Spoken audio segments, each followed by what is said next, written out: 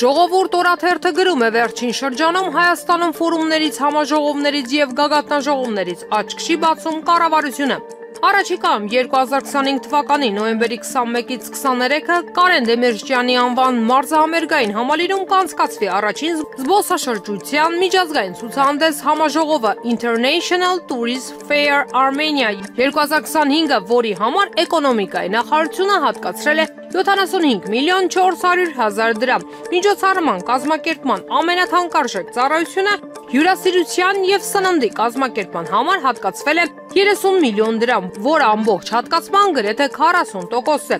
Երկրորդ ամենաթանկ հատկացումը բարձրաստիճան հյուրերի և մասնակիցների տեղափոխման ծառայություններն է ընդգրկում, կազմելով 6.5 միլիոն դրամ։ Ահա թե ինչպիսի ծառայությունների համար է ծախսվում պետական բյուջեն։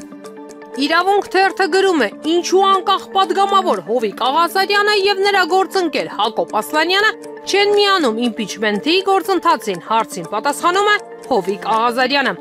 Երբ վարչապետին իմպիչմենթ հայտնելու նախաձեռնությունն սկսվեց, ոչ պատիվ ունեմը, ոչ Հայաստան դաշինքը չմիացան նախաձեռնությանը, իսկ ես ու Ասլանյանը հանդես եկանք նախաձեռնությամբ։ Մի որոշ ժամանակ հետո նոր միայն նրանք հանդես եկան նախաձեռնությամբ։ Հիմա այստեղ հարց է առաջանում, թե ինչու իրենք չմիացան այդ ժամանակ, որովհետև գտնում են, որ Մարուքյանը Փաշինյանից չի տարբերվում։ Բացի այդ, ասում էին, որ Աղազարյանն ու Ասլանյանը հանդիսանում են նրա պրոյեկտը։ Մենք էլ մեր անհանգստությունն ունենք, որ եթե իրենց իշխանությունների ժամանակ բոլոր ընտրությունները կեղծվել են, հետևաբար իրենք հիմա ուզում են ոչ թե Փաշինյանին հեռացնել, այլ վերցնել իշխանությունը։ Հիմա այս հակասությունը ոնց լուծենք։ Դրա համար մենք առաջարկել ենք միանալ մեր թեկնածուին ու քննարկել բոլոր նախապայմանները, որպեսզի նրանց անհանգստությունները փարատվեն ընդամենը 6 ամսով ստեղծել հավասարակշռված կառավարություն, որ որևէ մեկը չկարողանա քաղաքական վերմակը քաշել իր վրա։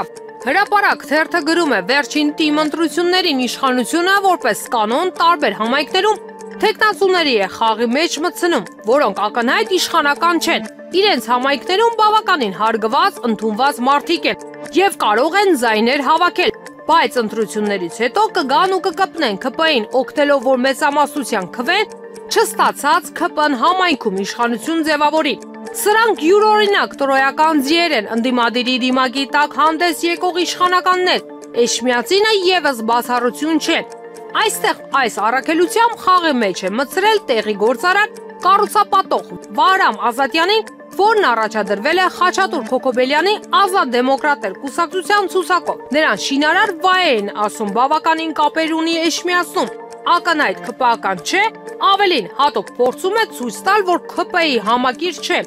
Օրինակ, շաբաթներ առաջ, երբ նախարարները Մեխակյանի հետ հավաքվել էին մարզիկ գործարարներին, նրան չեն հրավիրել, Ազատյանն այս առիթով ստատուս է գրել, թե իշխող քաղաքական թիմը փորձում է ընտրական գործընթացներում ընդգրկել նաև գործարար համայնքի և փոքր բիզնեսի ներկայացուցիչներին ձևավորելու համար հավելյալ քաղաքական աջակցություն։ Գրել է նաև, Էշմիածնում սա երբևէ չլսված երևույթ էր, վստահ եմ, որ մեր գործարարները կշարունակեն գործել իրենց բնական հունով և ուղղորդեն իրենց գործունեությունը մեր քաղաքի և մեր երկրի բարօրությանը, անկախ արտաքին ազդակներից։ Ազատյան Նավա Գրանիտ շինարարական ընկերության տնօրենն է։ Իդեպ, Էշմիածնի կինոյի տան շենքը հենց այս ընկերությունն է գնել և տեղում բազմաբնակարան շենք է կառուցում, որը միանշանակ չի ընդունվել տեղացիների կողմից։